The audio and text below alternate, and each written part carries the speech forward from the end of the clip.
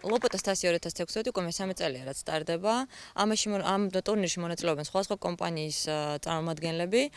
წელს საპრიზო ფონდი შეადგენს 25,000 ლარს.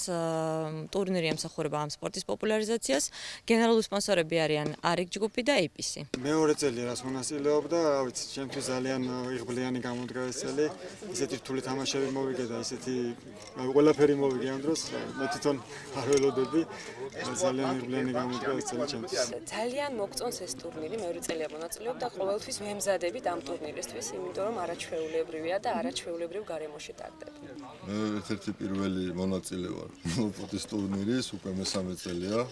მონაწილეობ, ძალიან მომწონს აქ თამაში, არაჩვეულებრივი გარემო, ყოველთვის აღნიშნავ ხოლმე, ერთი სიამოვნება ამ ტურნირზე მონაწილეობის მიღება.